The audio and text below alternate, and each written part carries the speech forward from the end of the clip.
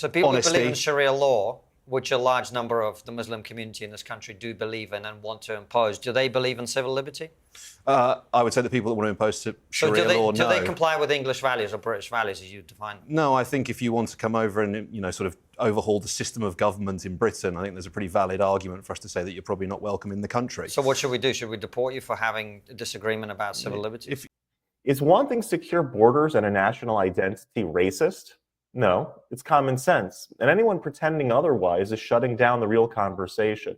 Take a look at this great clip over here with Konstantin Kisin having a debate on the Piers Morgan show. We'll watch it together and then talk about it. But first, hit that subscribe button over there in the corner. We'd love to stay in touch. Check this out. All right, Konstantin, you wanted to get in there. Well, there's a few things that both Cenk and Brandon, the few points that they made, I think are relevant but different in the UK, in particular this Crowborough protest that I spoke to people at. One of the things they were very keen to emphasize is there are hundreds of Ukrainians living in the town or have been living in the town over the last 2 or 3 years, within families, within homes that people welcome them in. But what they're saying is there's a big difference between women and children fleeing war and people who get on a boat in France, throw their passport or their ID in the sea, and then get here and a single man being housed, unvetted, unchecked, etc. So, again, I think it's very important. The conversation's been about immigration. This is not about immigration. Both the United States, where I spend a lot of time, Brandon and Cenk have both been on my show when we've been over there, right? You guys both know this. America is the most pro-immigrant country in the world that I've ever been to. UK, probably second or third in terms of some other places that you might compare it to. These are welcoming countries that we live in. We welcome people to come here, start businesses, be contributors. But when you come to this country and you are someone who's deliberately broken the rules in order to get in here, we're right to be suspicious of you, and we should be keeping these people under lock and key so they can't go out into the local community and threaten and menace women, children and residents, elderly residents. And in Crowborough, the place I filmed, do you know that you probably know this, Piers? The police station there is unmanned because it's such a safe place. Now, what happens when you've got hundreds of people running around who you don't know what they are and they've got nothing to do? You've got big problems building up because of that. To say nothing of the fact, we've got the same problem that Brandon mentions in the UK, where at one point we were spending £1 million a day on hotels for illegal immigrants. And the cost of housing on these military bases is basically the same. And look, it's very important to say, I mean, there are differences between different groups of people. And so, you mentioned the racism point. Well, we've had tens of thousands of Hong Kongers come in. Do you hear lots of anti-Hong Konger rhetoric in this country? We've had hundreds of thousands of Ukrainians fleeing the war come in. Are you hearing lots of anti-Ukrainian sentiment? No, because ultimately this is a cultural problem. And this point that Brandon made very well. When you have people coming from certain places where, let's be honest, women are considered second-class citizens, if not cattle, then of course you're going to be expecting that some of the incidents that we've seen, whether it's grooming gangs, whether it's lots of other problems that we've had up and down the country. So we also have to be reasonable and actually delineate between immigration, legal immigration, and what we basically have is people coming illegally against the wishes of the British public. And the final point I'll make is this. Both in the United States and here, nobody, and I mean nobody, voted for this. Nobody voted for this. Nobody signed up to this. And I'm glad we're sitting here with the four of us from different political perspectives. And all of us now today agree it's not racist to bring this up. But also, let's be honest, Piers, 5 years ago, bringing these points up would have got you demonized we wouldn't have had the debate. Correct. Right? Because people would have said, if you're raising any concerns about this, obviously you're a racist. And that's one of the benefits of this problem getting so bad. At least we're finally allowed to talk about it. Are we creating a problem in 20 years' time if we carry on down this route? Does it matter? Do you stop being England, for example? This is what Tucker Carlson was arguing. I argue strenuously, no, we don't. But there's no doubt the country will look very different in 50 years' time to what it did 50 years ago. I don't think it would be England and Britain in the way that it has been in history. So I think that doesn't necessarily preclude us from welcoming people in and assimilating them into our country. And that has been happening for decades and even centuries.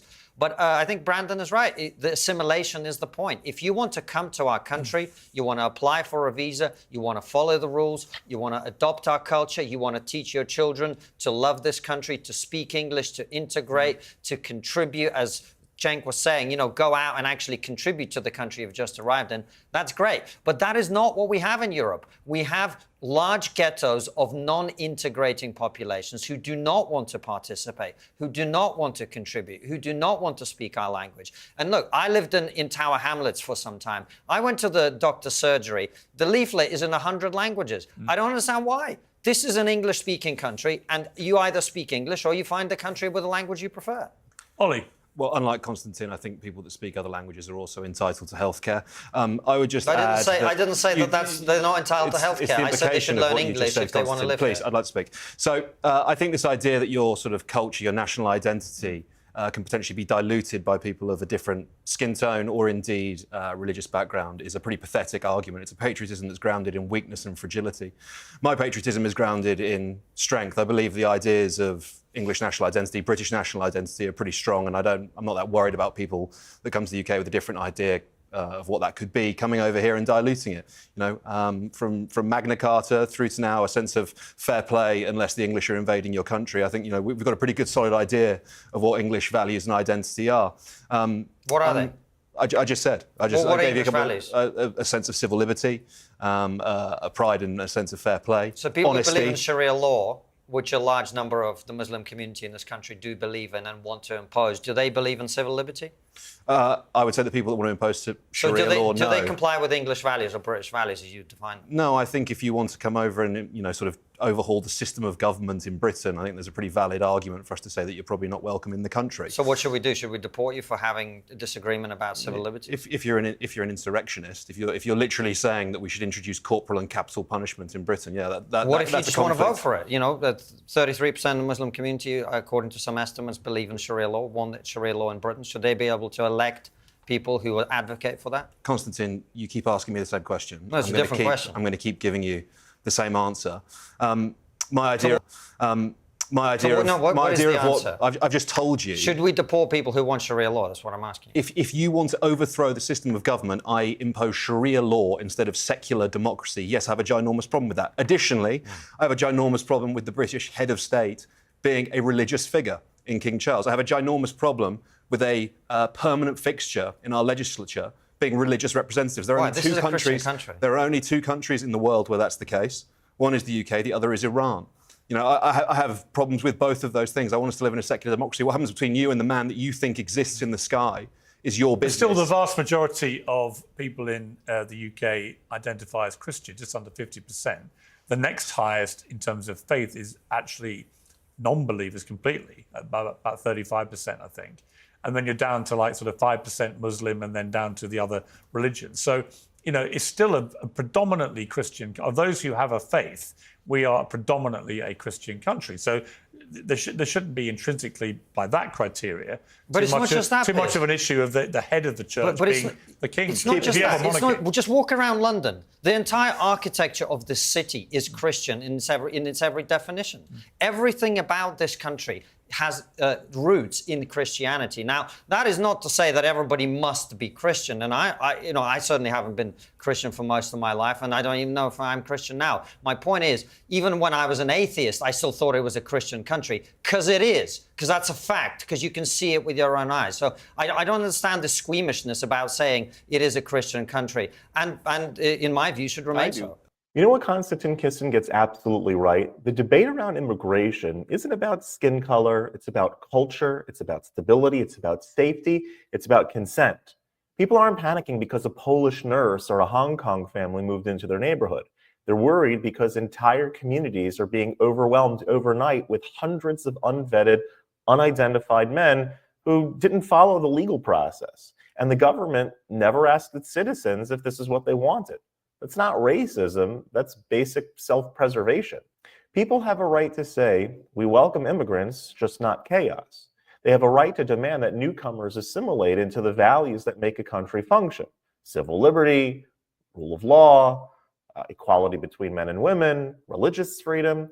If someone wants to replace that system with Sharia law or any other rival legal structure, you're not obligated to smile and say, diversity is our strength. You're allowed to say, we don't want that here. A nation is not a random patch of land. It's an identity. It's shared norms. It's It's the agreement that we all play by the same rules.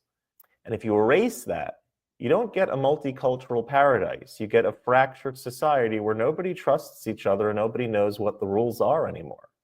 And here's the truth that no one on the extremes likes to admit. Legal immigrants are the biggest supporters of border security, the legal ones. Why? Because they did it the right way. They waited. They filled out forms. They respected the system. They understand that a country with no borders eventually becomes a country with no opportunities. So let's stop pretending that wanting order, wanting assimilation, wanting safety, wanting your children to grow up in a culture that you recognize is somehow hateful.